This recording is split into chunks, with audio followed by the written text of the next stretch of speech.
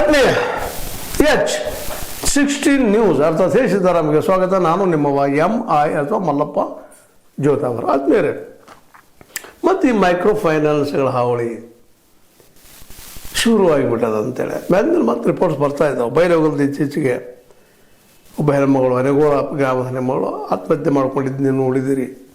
ಇಂಥ ಮೇಲೆ ನಡೀತಾ ಇದ್ದಾವೆ, ಜರುಗ್ತಾನೆ ಇದ್ದಾವೆ, ಬೆದರಿಸ್ತಾ ಇದ್ದಾರ, ಕಾಡ್ತಾ ಇದ್ದಾರೆ ಅನ್ನುವಂಥ ಆರೋಪಗಳು.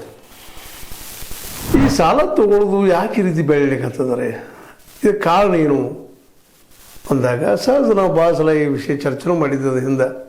ಇದಕ್ಕೆ ಕಾರಣ ಅನಿವಾರ್ಯತೆ ಜೊತೆಗೆ ಏನಾದರೂ ಮಾಡಬೇಕಪ್ಪ, ಸಾಧಿಸಬೇಕು, ಬದುಕಬೇಕು ಅಂದಾಗ ಇವತ್ತು ಈ ನಮ್ಮ ನ್ಯಾಷನಲ್ ಬ್ಯಾಂಕ್ ಆಗಿರ್ಬೋದು ಅಥವಾ ಇನ್ನುಳಿದ ಬ್ಯಾಂಕ್ಗಳಾಗಿರ್ಬೋದು, ಅದರಲ್ಲೂ ಇವತ್ತು ಬ್ಯಾಂಕಿಂಗ್ ಸೆಕ್ಟರ್ ಅಂತೆಲ್ಲ ಪ್ರೈವೇಟೈಸೇಷನ್ ಮಾಡಿದ್ರಿಂದಾಗೆ ಪ್ರೈವೇಟ್ ಎಲ್ಲ ಅದ್ರ ಮೈಕ್ರೋ ಫೈನಾನ್ಸ್ಗೆ ಹೆಚ್ಚು ಅಧಿಕಾರ ಕೊಟ್ಟಿದ್ದರಿಂದಾಗಿ ಸಹಜವಾಗಿ ಅಲ್ಲಿ RBI ರೂಲ್ಸ್ಗಳನ್ನ ಇಲ್ಲಿ ಯಾರೂ ಫಾಲೋ ಮಾಡೋದಿಲ್ಲ ಅನ್ನೋದನ್ನು ನಾವು ಗಮನಿಸಬೇಕಾಗಿದೆ. RBI ರೂಲ್ಸ್ ಸಾಕಷ್ಟು ಅದ.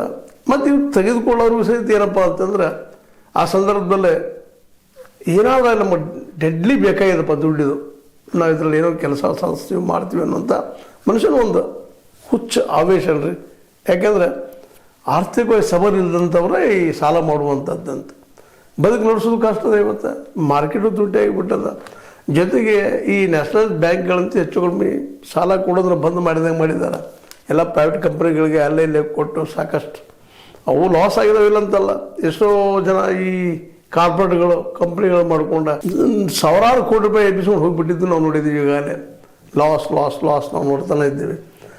ಇಂಥ ಸಂದರ್ಭದಲ್ಲಿ ಕೆಲವೊಂದಿಷ್ಟು ಜನ ಆ ಬ್ಯಾಂಕ್ಗಳಿಂದ ಸಾಲ ತಗೊಂಡು ಮತ್ತೆ ದುಡ್ಡು ತೆಗೆದುಕೊಂಡು ಈ ಜನರಿಗೆ, ಈ ಬಡವರಿಗೆ ಸ್ವಲ್ಪ ಹೆಲ್ಪ್ ಗ್ರೂಪ್ ಅಂತ ಮಾಡಿಸ್ಕೊಂಡು ಮತ್ತೇನೋ ಮಾಡಿ ಅದರಲ್ಲೂ ಹೆಣ್ಮಕ್ಳಿಗೆ ಕೊಡುವಂಥದ್ದು ಮಾಡೋದ್ರಿಂದಾಗೆ ಸಹಜವಾಗಿ ಏನಾಗಿಬಿಟ್ಟದಪ್ಪ ಅಂತಂದ್ರೆ ಹೆಣ್ಮಕ್ಳಾದ್ರೆ ಪಾಪ ತಮ್ಮ ಆತ್ಮಗೌರವಕ್ಕೆ ಮತ್ತೆ ಅದಕ್ಕೂ ಬೆದರ್ತಾ ಇರ್ತಾರೆ, ದುಡ್ಡು ಸರಿಯಾಗಿ ಕಟ್ತಾರಂತೆ. ಅದನ್ನು ಹೊಸದಾಗಿ ಒಂದು ಸಹಾಯ ಮಾಡ್ಕೊಳ್ಳೋದು ಸೆಲ್ಫ್ ಹೆಲ್ಪ್ ಗ್ರೂಪ್ ಅಂತ ಮಾಡ್ಕೊಂಡು 10 ಮಂದಿ 5 ಗ್ರೂಪ್ ಮಾಡಿಸಿ ಅವರೆಲ್ಲರೂ ಜವಾಬ್ದಾರಪ್ಪ ಅದಕ್ಕೆ ಅನ್ನೋ ಮಾಡ್ಕೊಂಡು ಹೋಗುವಂಥದ್ದು. ಇನ್ನು ಕೆಲವು ಕಡೆ ಅಂತ ವೈಯಕ್ತಿಕವಾಗಿ 5 ಬಡ್ಡಿ 10 ಬಡ್ಡಿ ಏನು ಮನಸ್ಸಿಗೆ ಬಂದಂಗೆ ವ್ಯವಹಾರ ಮಾಡೋದನ್ನು ನಾವು ನೋಡಿದ್ದೀವಿ ಇಲ್ಲೇ. ಹೀಗಾಗಿ ಏನಾಗ್ಯದಪ್ಪ ಅಂತಂದ್ರೆ ಇವತ್ತು ವಿಶೇಷವಾಗಿ ಈ ಮೈಕ್ರೋ ಫೈನಾನ್ಸ್ಗಳ ಹಾವಳಿಗಳಿಂದಾಗಿ ಜನ ಮತ್ತಷ್ಟು ತೊಂದರೆ ಅನುಭವಿಸ್ತಾ ಇದ್ದಾರೆ. ಕಾನೂನು ಆಯ್ತು, ನಮ್ಮಲ್ಲೇ ಸಾಕಷ್ಟು ರಿಸ್ಟ್ರಿಕ್ಷನ್ ಸಾಕಷ್ಟು ಇದ್ದಾವೆ, ವಸೂಲಿ ಸಲುವಾಗಿ ಮತ್ತೇನೋ ಆಯಿತು. ಆದ್ರೆ ಈ ಸಮಸ್ಯೆನ ಸಾಲ್ವ್ ಮಾಡೋದು ಯಾವುದು ಅಂತ ಹೇಗೆ ಅಂತ ಅನ್ನೋದು ಇವತ್ತು ಸಮಸ್ಯೆ. ಮತ್ತೊಂದು ಸಮಸ್ಯೆ, ಬದುಕೋದಕ್ಕೆ ಅನಿವಾರ್ಯವಾಗಿ ಉದ್ಯೋಗ ಮಾಡಬೇಕು, ಹೊರಗೆ ಉದ್ಯೋಗಗಳು ಸಿಗ್ತಾ ಇಲ್ಲ, ಉದ್ಯೋಗಗಳೆಲ್ಲ ಇವತ್ತು ಬರ್ಬಾದಂಗೆ ಆಗೋಗ್ಬಿಟ್ಟಿದಾವ. ಮತ್ತು ಜನಸಂಖ್ಯೆ ಹೆಚ್ಚಾದಂಗೆ ಸಹ ಪಾಪ ಯಾವುದು ಉದ್ಯೋಗ ಮತ್ತೇನು ಮಾಡಬೇಕು, ಚಾದಂಗಡಿ ಮಾಡಬೇಕು, ಪಕೋಡ ಅಂಗಡಿ ಇಟ್ಕೋಬೇಕು, ಇಲ್ಲಪ್ಪ ಅಂತಂದ್ರೆ ಬೀದಿ ಬದಿ ವ್ಯಾಪಾರಿಯಾಗಿ ಕೆಲಸ ಮಾಡಬೇಕು. ಮುಂಜಾನೆ ಸಾಯಂಕಾಲ ತನಕ ಆ ದುಡ್ಡು ಹಾಕೋದಕ್ಕೆ ದುಡ್ಡು ಬಂಡವಾಳ ಇರೋದಿಲ್ಲ. ಮುಂಜಾನೆ ಸಾಯಂಕಾಲ ಕೂತ್ಕೊಂಡು ಸದ್ಯಕ್ಕೆ ಆ ಬಡ್ಡಿನೂ ಕೊಡಬೇಕು, ಗಂಟು ಕೊಡಬೇಕು, ಇವೆಲ್ಲನೂ. ಸ್ವತಂತ್ರವಾದ ಮೀಡಿಯಾಗೆ ಬೇಕಾಗಿರುವುದು ಸ್ವತಂತ್ರ ಧ್ವನಿ. ಆ ಸ್ವತಂತ್ರ ಧ್ವನಿ ಉಳಿಸಲು ನೀವು ಮಾಡಬೇಕಾದದ್ದು ಇಷ್ಟೇ. ಅದೇನಪ್ಪಾ ಅಂತಂತಂದ್ರೆ ನಿಮ್ಮ ಕೈಲಾದಷ್ಟು ಸಹಾಯ ಈ ಚಾನಲ್ಗೆ ಮಾಡಿ ಹಾಗೂ ನಿಮ್ಮ ಧ್ವನಿಯನ್ನು ಕಾಪಾಡಿಕೊಳ್ಳಿ. ಇಲ್ಲ ನೋಡ್ತಾ ಇದ್ವು ಕಡೆಗೆ ಬಡ್ಡಿ ಕೊಡಬೇಕು. ಹೀಗಾಗಿ ಇವತ್ತು ಈ ಬಡ್ಡಿಯ ಒಂದಿಷ್ಟು ಹಣ ಇದ್ದಂಥವ್ರು ಬಡ್ಡಿಗೆ ಬಿಟ್ಕೊಳ್ಳೋದು ಅಂತ ಹೇಳ್ತಾರೆ. ಹಂಗೆ ಬಿಟ್ಕೊಂಡು ವ್ಯವಸ್ಥೆ ಮಾಡ್ತಿರ್ತಾರೆ. ಅದ್ರ ಜೊತೆಗೆ ಅದರಲ್ಲೇ ಈಗ ಫೈನಾನ್ಸ್ಗಳ ಕೆಲಸ ಮಾಡ್ತಾ ಇದ್ದಾರೆ. ಮತ್ತು ಜನಸಾಮಾನ್ಯರ ಕಡೆಯಿಂದ 10 ಮಂದಿ ಗ್ರೂಪ್ ಮಾಡಿಕೊಂಡು 10 ಮಂದಿ ಕಡೆಯಿಂದ ದುಡ್ಡು ಉಳಿತಾಯ ಆಯಿತು, ಉಳಿತಾಯ ದುಡ್ಡು ವಸೂಲು ಮಾಡ್ಕೊಳ್ಳೋದು. ಆ ಉಳಿತಾಯ ದುಡ್ಡು ಮತ್ತು ಅದು ದುಡ್ಡು ನಾವು ಇನ್ಶೂರೆನ್ಸ್ ಮಾಡ್ತಿದ್ದು ಇನ್ಶೂರೆನ್ಸ್ ದುಡ್ಡೂ ವಸೂಲು ಮಾಡ್ಕೊಳ್ಳೋದು.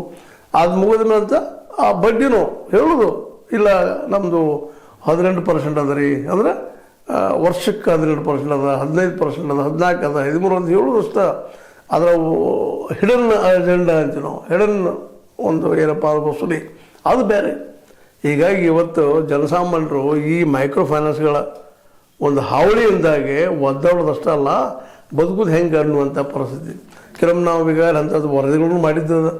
ಕೆಲವೊಂದಿಷ್ಟು ಮನೆಗಳಿಗೆ ದುಡ್ಡು ಸಾಲ ಕೊಡೋದು, ಅವ್ರಿಗೇನೋ ವ್ಯವಹಾರಕ್ಕಂತ ಮತ್ತದವು ಅಂತೇಳಿ ಆನಂತರ ಕೊಡದಿದ್ದಾಗ ಮನೆ ಕಿಲಿ ಹಾಕಿ ಹೊರಗೆ ಹಾಕುವಂಥದ್ದು, ಮನೆ ತೆಗೆದುಕೊಳ್ಳುವಂಥದ್ದು 1, 2 ಎಲ್ಲ ದಾಖಲೆಗಳೆಲ್ಲ ಆ ರೀತಿಯಲ್ಲೇ ಈಗಾಗಲೇ ತಹಸೀಲ್ದಾರ್ ಕಡೆನೂ, ತಹಸೀಲ್ದಾರು ಆಯಿತು, ಸರ್ಕಾರ ಆಯಿತು, ಸಾಕಷ್ಟು ತಮ್ಮದೇ ಸುಗ್ರೀವಾಜ್ಞೆ ಹೊರಡಿಸಿ ಮಾಡಿ ಗಿರುಗು ತೊಂದರೆ ಕೊಡೋರಿಗೆ ಅವರನ್ನು ಬಂಧಿಸಬೇಕು ಅಥವಾ ಅವರಿಗೆ ಶಿಕ್ಷಿಸಬೇಕು ಅನ್ನೋದು ಎಲ್ಲ ಇದ್ದರೂ ಸಹಿತ ಅದಾಗ್ತಾ ಇಲ್ಲ. ಆದರೂ ಈ ಕಿರುಕುಳ ಅಲ್ಲಿದ್ರೆ ನಾವು ಕೇಳ್ತಾ ಇದ್ವಿ ಅದನ್ನು.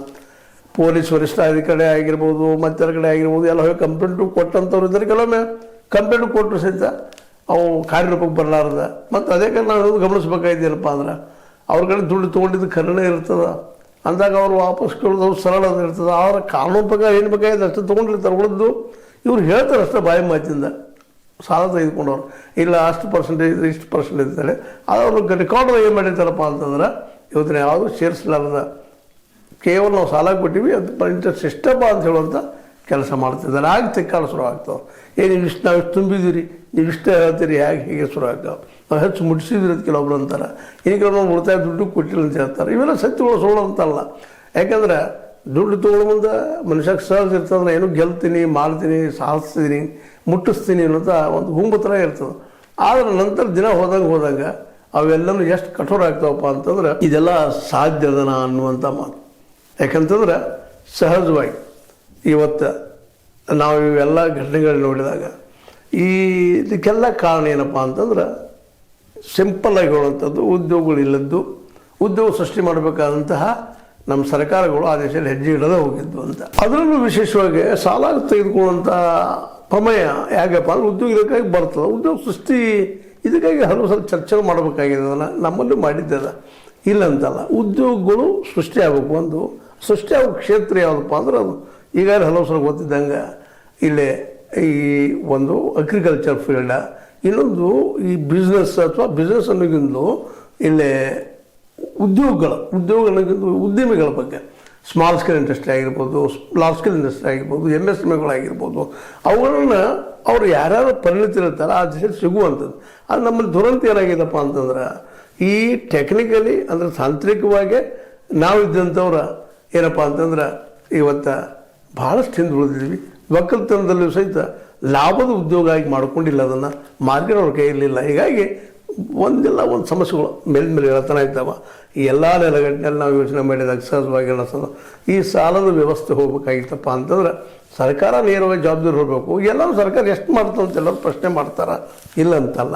ಯಾಕಂದರೆ ಸರ್ಕಾರನೇ ಎಲ್ಲ ಮಾಡ್ಬೇಕಂತಿಲ್ಲ, ನಾವು ಮಾಡಬೇಕಾಗ್ತದೆ. ಆದರೆ ನಮ್ಮನ್ನು ತಯಾರು ಮಾಡುವಂಥ ಒಂದು ಶಿಕ್ಷಣ ಇವತ್ತಿಲ್ಲದಕ್ಕನ ಇವತ್ತೆಲ್ಲ ಪ್ರಾಬ್ಲಮ್ ಬೆಳೆದಂಥದ್ದಂತ. ಇದಕ್ಕೆಲ್ಲರಿಗೂ ಸಮಸ್ಯೆಗೆ ಸಾಲ್ವ್ ಏನಪ್ಪ ಅಂದ್ರೆ ಶಿಕ್ಷಣ. ನಮ್ಮಲ್ಲಿ ಶಿಕ್ಷಣ ಇಲ್ಲ, ಇದು ನಮ್ಮನ್ನು ಕಾಡುತ್ತಿರುವಂಥ ಸಮಸ್ಯೆ.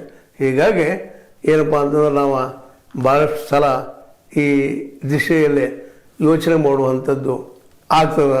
ಏನಪ್ಪ ಅಂತಂದ್ರೆ ಈ ಹೊಸ ವ್ಯವಸ್ಥೆ ಏನಾದ್ರು ಮಾಡಲಿಕ್ಕೆ ಸಾಧ್ಯದನ ಅಂತೇಳಿ. ಆದರೆ ಈ ಮೈಕ್ರೋ ಫೈನಾನ್ಸ್ ಅವ್ರಿಗೆ ಮಾತ್ರ ಜನ ಒದ್ದಾಡೋದು ನೋಡಿದಾಗ ಸ್ವಲ್ಪ ಕೊಟ್ಟವ್ರಿಗೂ ಮತ್ತು ಅವ್ರಿಗೆ ಮುಟ್ಟಿಸ್ಬೇಕಾಗ್ತದೆ, ಅವ್ರು ಸುಳ್ಳೇನಲ್ಲ.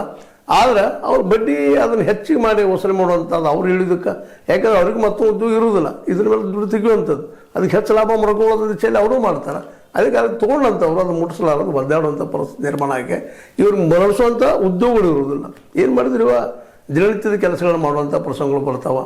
ಇದರಿಂದಾಗಿ ಇವತ್ತು ಮೈಕ್ರೋ ಫೈನಾನ್ಸ್ಗಳು ವಿಶೇಷವಾಗಿ ಏನಪ್ಪ ಅಂತಂದ್ರೆ ಜನರಿಗೆ ತೊಂದರೆ ಕೊಡುವಂಥವು ಆಗ್ತಾ ಇದ್ದಾವೆ. ಜೊತೆಗೆ ಜನರು ಸಹಿತ ಮರಳಿ ತುಂಬಲಾರ ಸ್ಥಿತಿಯಲ್ಲಿ ಬಂದು ನಿಂತಿದ್ದರಿಂದಾಗೆ ಇದು ದೊಡ್ಡ ಸಮಸ್ಯೆ ಕೊಟ್ಟವ್ರಿಗೆ ಮತ್ತು ತೆಗೆದುಕೊಂಡವ್ರಿಗೆ ಆಗ್ತದೆ. ಜೊತೆಗೆ ಇದು ಏನಾಗ್ಯದಪ್ಪ ಅಂದರೆ ಇವತ್ತಿನ ಎಲ್ಲ ಸಮಸ್ಯೆಗಳಿಗೆ ಮೂಲ ಕಾರಣ ಆಗ್ತದೆ. ಅದಕ್ಕೆ ಸರ್ಕಾರಕ್ಕೆ ಈಗ ಮುಖ್ಯವಾಗಿರಬೇಕಾಗಿದ್ದು ಒಂದು ಇವತ್ತು ನಾವು ಹೇಳುವಂಥದ್ದು ಶಿಕ್ಷಣಕ್ಕೆ ಆದ್ಯತೆ ಕೊಡುವಂಥದ್ದು ಫಸ್ಟ್ ಥಿಂಗ್, ಇದು ಮೊದಲನೇ ವಿಷಯ. ಜೊತೆಗೆ ಒಕ್ಕಲ್ತನ ಮತ್ತು ವೈಜ್ಞಾನಿಕವಾಗಿ ಬೆಳೆಸುವಂಥ ಶಿಕ್ಷಣವನ್ನು ನಾವು ಮಾಡೋ ಜೊತೆಗೆ ಅಗ್ರಿಕಲ್ಚರ್ಗೆ ಮಾರ್ಕೆಟ್ ಕೊಡುವಂಥದ್ದು. ಅಂದರೆ ಅವರ ರೈತರ ತಾವು ಬೆಳೆದ ಬೆಳೆಗೆ ತಾವು ಬೆಲೆ ಕಟ್ಟುವಂಥ ಅಂತಂದ್ರೆ ರೈತಗೆ ಏನಾಗ್ತಪ್ಪ ಲಾಭ ಆಗ್ತದೆ. ಲಾಭ ಉದ್ಯೋಗ ಆದರೆ ಎಲ್ಲರದ್ದು ಇಳಿತಾರೆ ಉದ್ಯೋಗದಲ್ಲೇ, ಅದನ್ನ ಉದ್ಯೋಗ ಸೃಷ್ಟಿ ಆಗ್ತಾ ಹೋಗ್ತದೆ. ಯಾಕಂದ್ರೆ ಈ ದೇಶದ ದೊಡ್ಡ ಉದ್ಯೋಗನ ಅಗ್ರಿಕಲ್ಚರ್. ಇದನ್ನ ಈ ದೇಶದ ಚಿಂತನೆ ಮಾಡಿದ್ರೆ ಒಳ್ಳೆಯದಲ್ಲೇನೋ, ಅದೇ ಕಾಲಕ್ಕೆ ಮೈಕ್ರೋ ಫೈನಾನ್ಸ್ಗೆ ಒಂದು ಸಾಲ್ವ್ನೆಸ್ ಸಿಗ್ಬೋದೇನೋ ಅಂತ ಹೇಳ್ತಾ ಇದು ನಿಮ್ಮ ಲೈಕ್ ಆಗಿರ್ಬೋದು. ಲೈಕ್ ಮಾಡಿ, ಶೇರ್ ಮಾಡಿ, ಕಾಮೆಂಟ್ ಮಾಡಿ, ಜೊತೆಗೆ ಸಬ್ಸ್ಕ್ರೈಬ್ ನಿಲ್ಲಿಸ್ಬೇಡ್ರಿ. S60 ನ್ಯೂಸ್ ಅರ್ಥ ಸೀತಾರಾಮಿದು ಸತ್ಯದ ಕೈಗಳಲ್ಲಿ ವಂದನೆಗಳು.